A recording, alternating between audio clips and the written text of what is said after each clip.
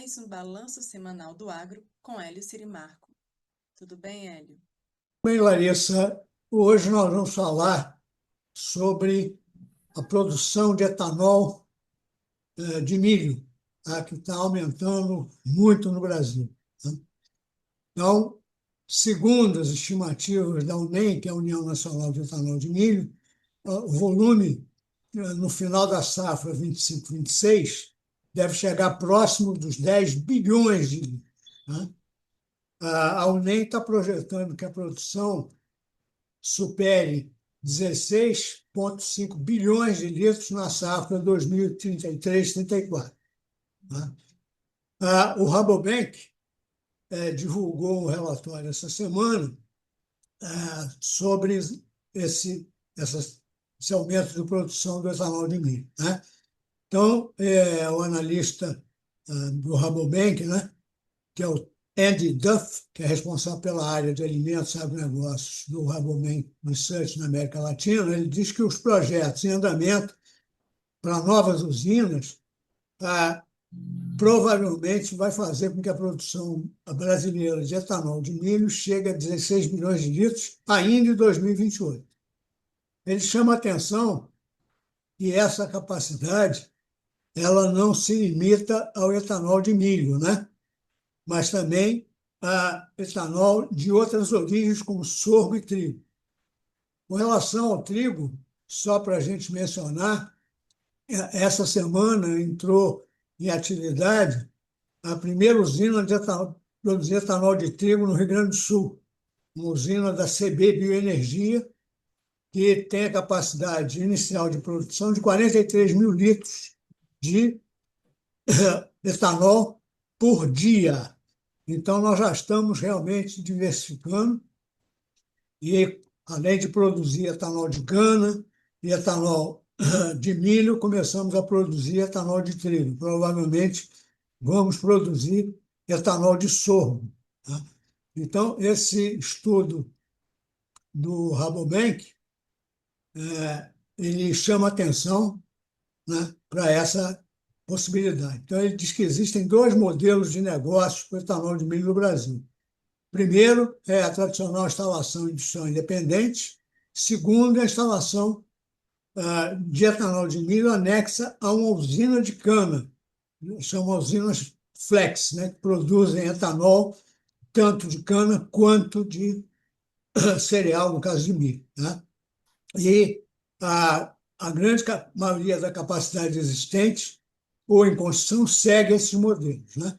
Então, o Rabobank ele ressalta que algumas estimativas dão conta de que a capacidade produtiva pode chegar a 20 bilhões de litros até 2030. Nós vimos os dados da UNEM, que é um pouco mais para frente, né? 2033.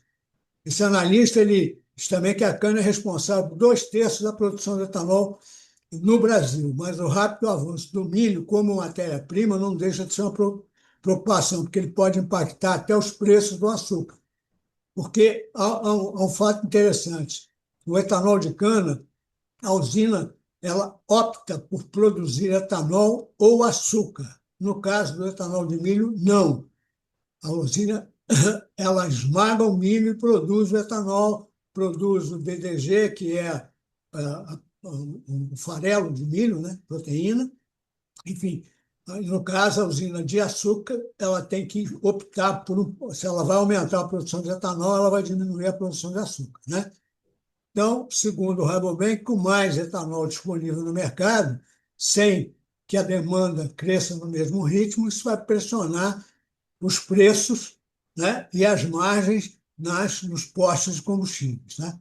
Esse cenário já ocorreu nos últimos anos, que motivou as usinas a direcionarem a uma maior produção para o açúcar. Essa estratégia também é limitada, porque pode provocar um excesso de oferta global, já que o Brasil é um dos maiores produtores e exportadores mundiais de açúcar.